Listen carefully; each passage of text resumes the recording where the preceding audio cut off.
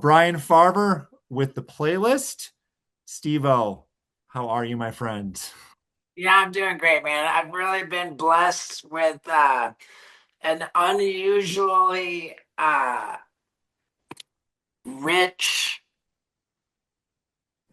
like, series of interviews with original questions. It's been great. It's been keeping me really fresh and engaged. Well, good. I've got a lot to live up to here. Yeah. But first thing I wanted to say was in watching this movie, I've seen it twice now for a movie that it's almost like a documentary of a show that is itself kind of a very specific documentary of you guys doing these very specific things over over the decades.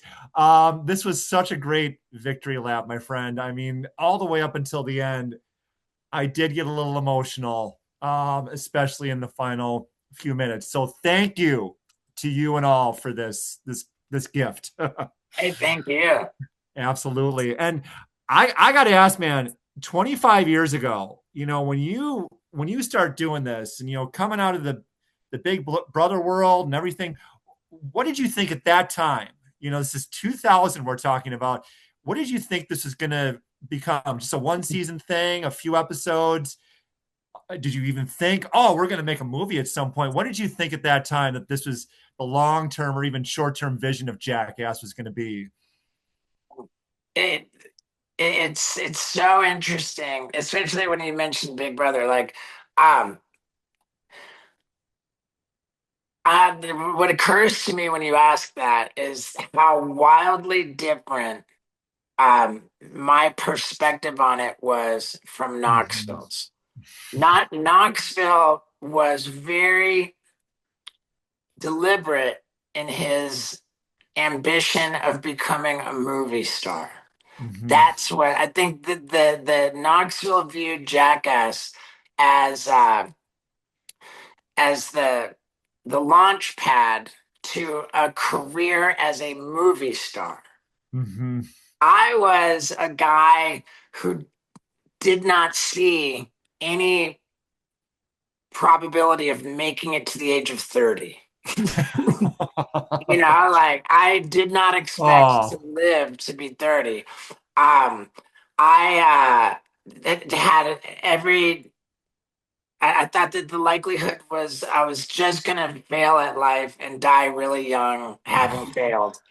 And I had been using my video camera to try to cobble together enough notable footage that my highest goal was to outlive myself on videotape. I yeah. really believed that once I was dead, as long as somebody somewhere was watching a video of me, that technically I wouldn't be dead.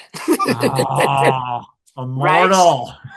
So like I had an absolutely religious like view of the video camera and the documentation of my life. Like Yeah. this was like I was just like, we're all gonna be dead, but I want to live longer, you know? Yeah. And so I had the bar set pretty low for myself. I was like I was just trying to hustle to get my message in the bottle.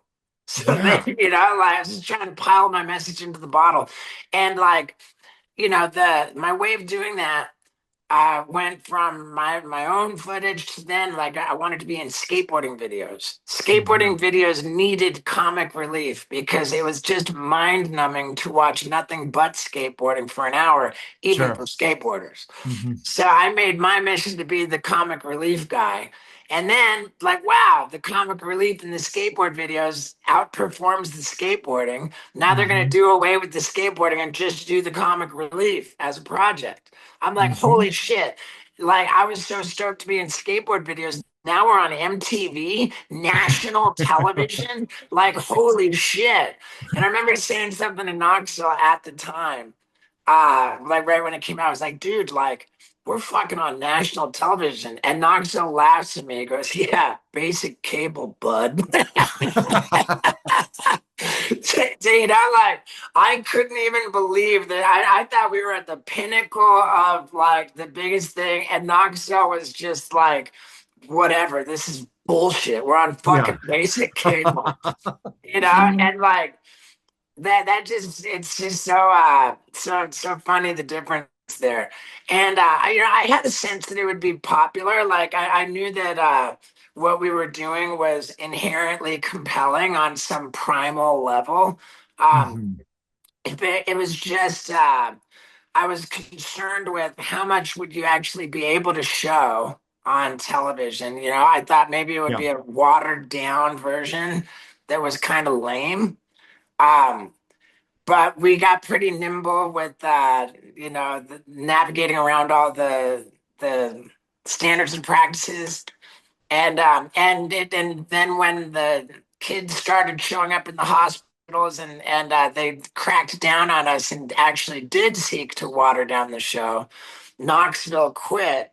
And I refuse to believe that that was not a deliberate move, because the profit margin for MTV was like greater than anything they'd ever experienced, but the Mhm. liability was also greater than anything they'd ever experienced. So they were like in an impossible spot. They had to keep Yeah. it going because they loved money, but they had to water it down because they were afraid of lawsuits. And Yeah. so Knoxville saw that opportunity to quit, and nobody could understand quit. And Knoxville was like, "Yep, I quit." And I refuse to believe that he didn't know they're going to that was the way to get a movie deal out of it. Because with the R rating, the liability issues were largely quelled. And with the box office revenue, like now Knoxville's a movie star. That's what he Mhm. wanted from the beginning. And that's where the real money was. Yeah. Wow. That's a peek behind the scenes I did not know, my friend. But So Knoxville maintains he had no idea. okay. He said to, but I think Knoxville, that, I think Knoxville is a wildly intelligent guy Mhm. who has done very well for himself by being a little bit guarded in how much he lets on that he's as intelligent as he is. Yeah. Um, okay, ratcheting back to now, with this new film, this kind of unique mix of, you all talking about the past, the new stuff, things like that, without spoiling anything. What's the moment in the new film where you thought, even for me or for any of us, this might be a terrible idea?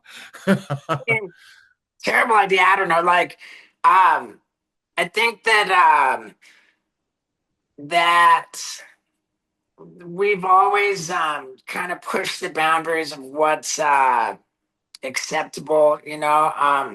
Yeah. I think we might have pushed it a little bit too far, specifically with the the the previous movie, Jackass Forever.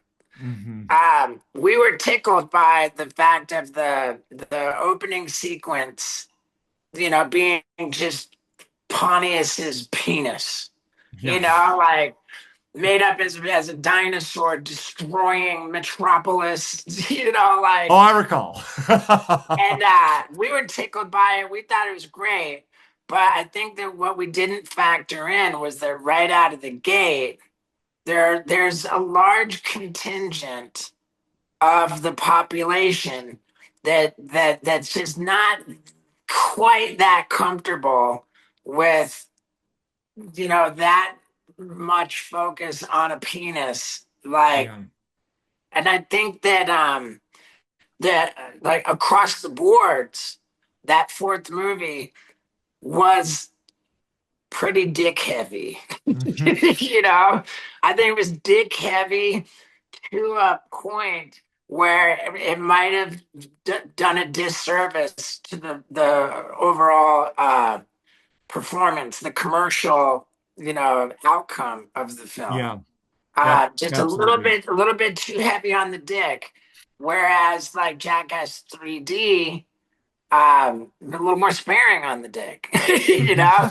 And then along comes Jackass Best and Last, where we learned from our lesson, but now it's buttholes. I'm picturing a very unique blockbuster where each of these movies would be located and like the dick heavy section. Yeah, we'll make that You know someday. what? But bless our hearts, because what is true is that we've always marched to the beat of our own drum. You know, Hmm. even if it's going to alienate a contingent of the population. You know, Yeah, like we do what tickles us, and I absolutely. think that's what came through on this film for me. Um, because it celebrates the entire franchise and all of the decades it represents. Hmm.